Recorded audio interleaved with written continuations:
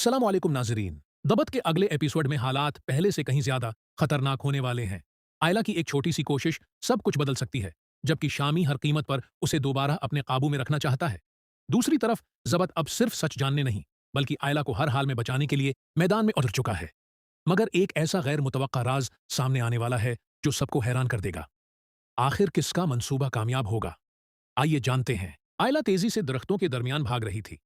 उसकी सांसें बेतरतीब थीं, मगर उसके कदम रखने का नाम नहीं ले रहे थे। अचानक उसे दूर एक कुच्ची सड़क दिखाई दी, जहां उम्मीद की एक किरण नजर आ रही थी। दूसरी तरफ शामी ने जमीन पर पड़े आयला के दोपटे का एक हिस्सा देखा तो उसके चेहरे पर मुस्कुराहट आ गई।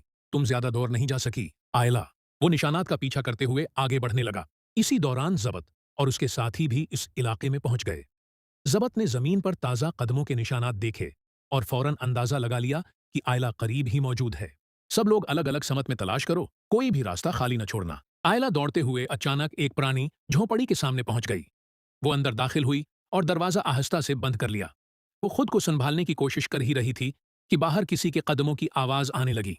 दरवाजे का हैंडल आहिस्ता आहिस्ता हिलने लगा। आयला ने खौफ से पीछे हटते हुए एक लकड़ी का डंडा उठा लिया। जैसे ही दरवाजा खुला, आयला ने पूरी ताकत से वार किया, मगर सामने शामी नहीं बल्कि जबत खड़ा था। जबत ने फौरन डांडा पकड़ लिया। आयला, डरो मत, मैं तुम्हें लेने आया हूं। ये सुनते ही आयला की आंखों से आंसू बहने लगे, मगर इन दोनों को अंदाजा नहीं था कि झोंपड़ी के पीछे खड़ा शामी उनकी हर बात सुन रहा था।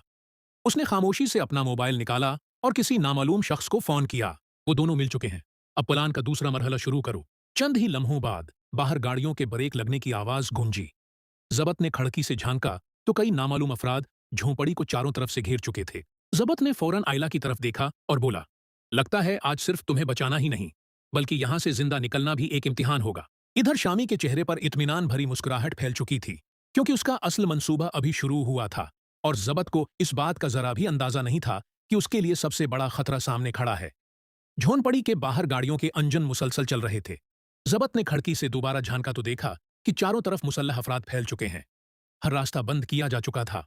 आयला घबराए हुए लहजे में बोली, अब क्या होगा अगर हम यहां से ना निकल सके तो? जबत ने पुराएतमाद अंदाज में जवाब दिया, जब तक मैं जिंदा हूं तुम्हें कुछ नहीं होने दूंगा। इसी लम्हे बाहर से एक बुलंद आवाज गूंजी, जबत, खामोशी से बाहर आ जाओ, मुजाहमत की तो अंजाम बहुत बड़ा होगा।